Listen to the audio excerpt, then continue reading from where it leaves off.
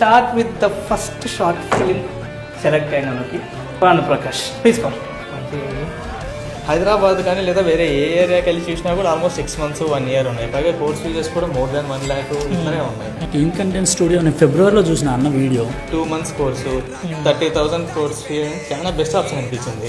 కట్టేసిన జాయిన్ అయినా స్టోరీ ఉంది, అది తీయాలని తెలుసు కానీ ఎలా తీయాలో తెలియదు.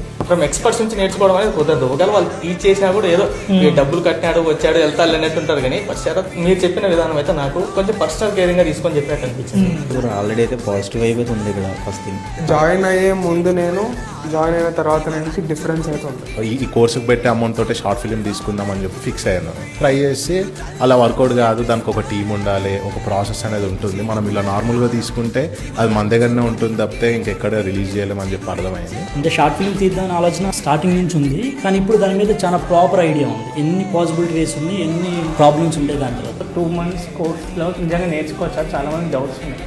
అయిపోతుంది. సింపుల్ ఎడ్యుకేషన్లో అర్థం అయ్యేటట్టుగా ఒక 2 months కోర్సులో అన్న చాలా ఈజీగా చెప్తాడు.